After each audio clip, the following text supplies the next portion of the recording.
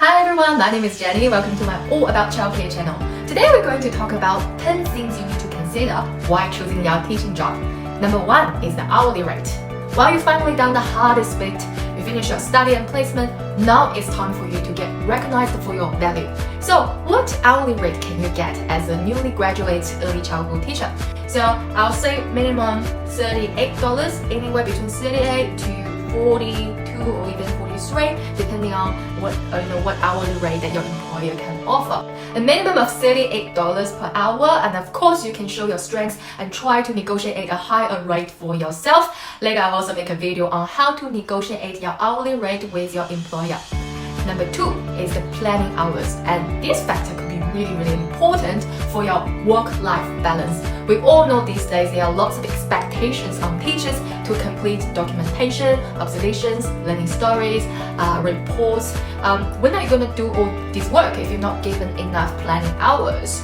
Well, of course, in your own time on the weekend, the time that you could have spent with your families and friends. So if you don't want that to happen, make sure you negotiate the planning hours, reasonable ones. For example, if you work with a group of 22 children or above, at least you will need 5 hours each week for your documentation, and the more the better. If your employer can give you 1 day each week, that's even better.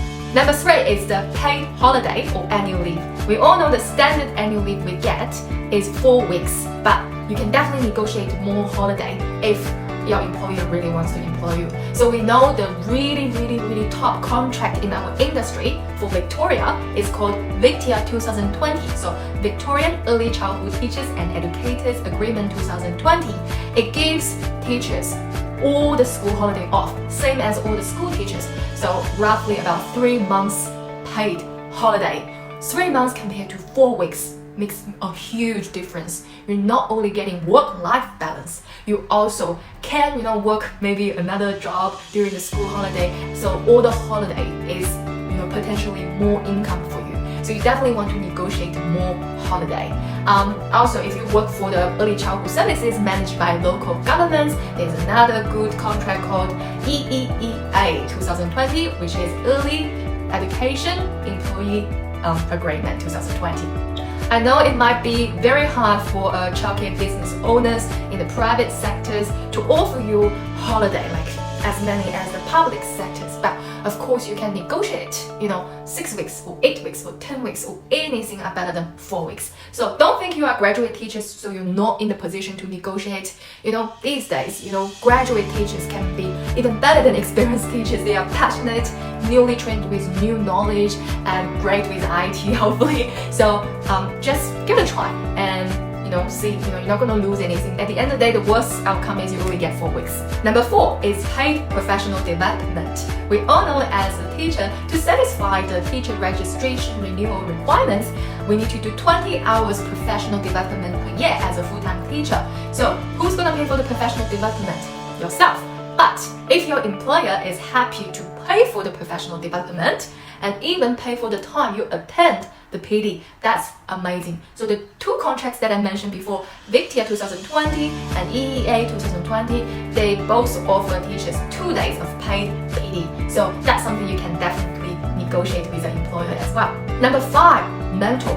Yes, as a new graduate teachers, you must still need someone to act as your mentor. And also, when you do your teacher full registration application, you also need a mentor as well. So if your employer say, yeah, we can help you to find a mentor, or we already got this supporting network happening, it's very easy for you to find a mentor within our company or organization, then that's definitely a big bonus as well. Number 6, career progression opportunities. Yes, if you are ambitious, you don't just want to be a teacher for the rest of your life, then you can also ask your employer, is there any opportunity for you to progress further in your career? But don't say it at the start and say, hey, I just want to teach 2 years and then I want to be a manager. Well, maybe your employer will think we really need a teacher for a bit longer. So if you're going to ask that question, you really want to tell them that it's like after 5 years or later, when I have more teaching experience, and then I'm wondering whether there are any opportunity for career progression. So if you work in a large service compared to a small family-run business, of course, the larger service will offer more career progression opportunities. For example, you might potentially be promoted to second in charge or center director or even area manager. So that's the benefits you can get if you work for a large service. Number 7, management and colleagues. You know, we spend 80% of our time at work. You really want to work in a happy team. So how do you know whether your management and colleagues are friendly and open-minded? It's hard to tell from first impression, but you can definitely observe, how they interact with each other, or whether they acknowledge you, make you feel welcome on day one. If they don't make you feel welcome on day one and ignore you, it's really hard to picture how they will interact with you in the future. So I would say one good idea is to ask for a trial. Yes. Well, ask for a trial. You work there for half day or one day and see how it feels, whether you can work well with other team members. I can't think of any other ways that can help you to figure out whether the team is supportive and friendly other than this way. Number 8 is the age group of children they work with and also the number of children. These two factors can make a big difference.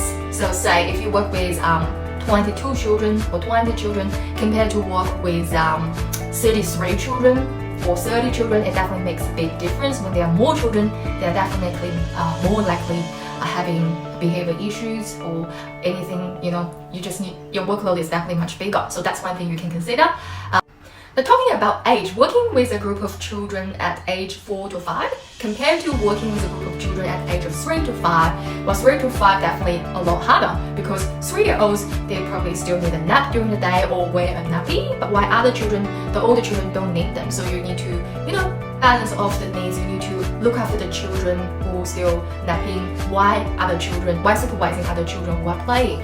But then again, it's up to you. If you're very comfortable working with mixed age group, then this is not a factor that you need to consider. But definitely working with a mixed age group could be a little bit more challenging. Number 9, assessment and rating. So every childcare service is or will be rated by the Department of Education and Training. So you can definitely go and check what is the rating against this center. So normally it's meeting, and then the better one is exceeding or excellent.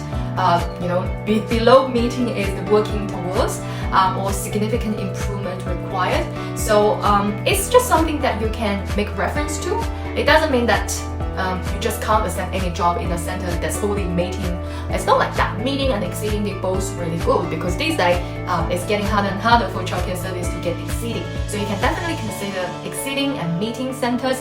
But if it's like below meeting, then there's definitely some issues, some improvements required. But then again, I'm not saying you can't work in any service that's below meeting. If you're really confident to help this center to improve the teaching practice together, then you can still consider these centers. We've finally come to the final point. My name is Jenny. I'm sharing lots of useful information for early childhood professionals and childcare business owners. So if you like the content, don't forget to like, share and subscribe my channel. Okay, last but not the least, it's the demographics of where you work. Here I'm not suggesting that you only work with the community that you're comfortable with. I believe as a teacher, we need to develop cultural competence to work well with people from all kinds of cultural background, religious background, and socio-economic status. But I admit sometimes demographics that definitely make a difference. So if that's something for you, then you can definitely check on that, check the service profile, and you can find out. For myself, I work with many vulnerable communities before.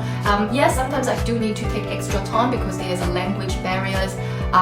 So I need to put a lot more in my teaching job, but it can be really rewarding at the end when you see that you make a positive difference for the children, the families, and the community. So that's all. That's all I want to share with you. I wish you every success in finding your best teaching job. My name is Jenny. See you next time. So for childcare business owners, the 10 things that I just mentioned are exactly the 10 things that you can utilize to retain your good staff. You want to keep your great teaching staff, make sure you improve their salary, holiday conditions, or whatever that I mentioned in that video. Okay, see ya!